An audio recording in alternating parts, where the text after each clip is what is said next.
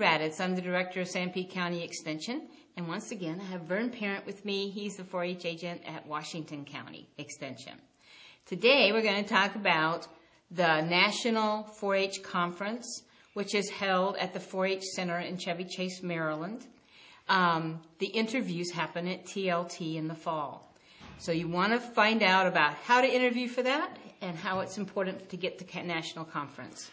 I think this is the coolest trip that 4-H does. This is where you get to go to National 4-H headquarters and be involved in D.C. You get to go meet with your state legislature, national legislatures from the state, get to associate with kids from across the nation. It is a really cool event. One of the most educational events you can do as far as 4-H goes. It's a great event.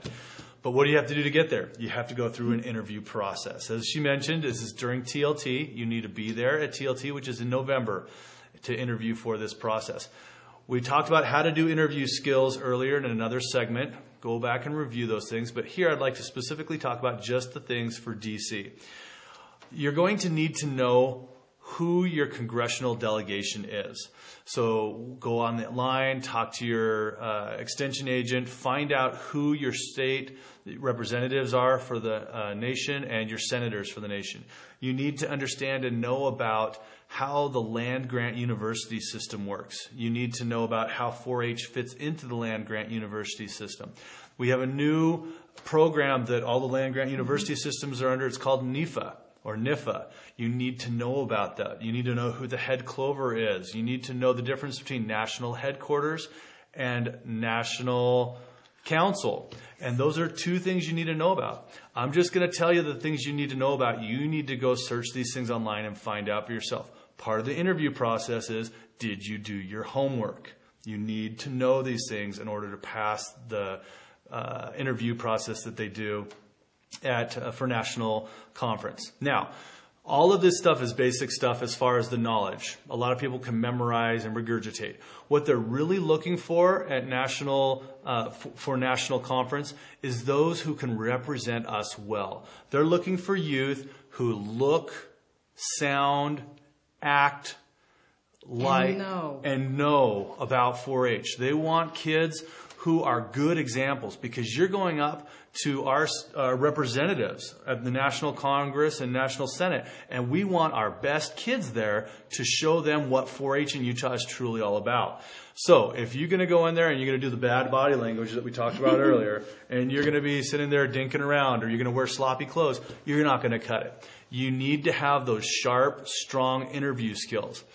I have a number of kids that have been successful in this program. I was talking to the judges this last year, and they said something that was really, really important that they saw with our kids this year is those that were sincere.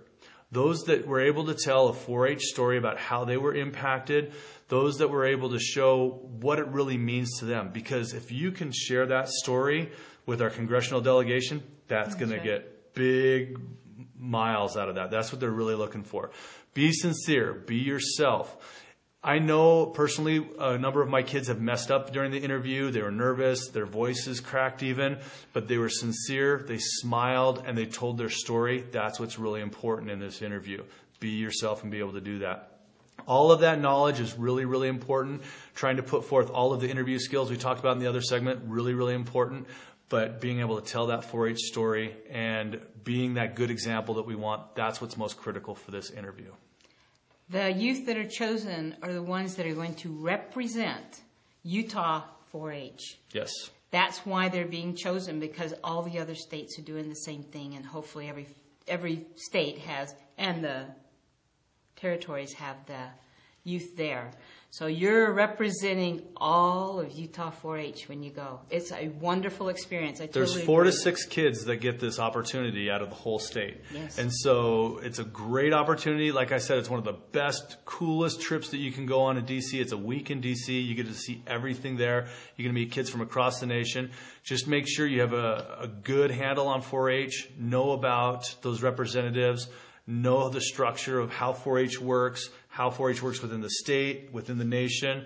You can create cheat sheets from offline, and your extension agents can help you there, but you'll do a great job if you follow those skills.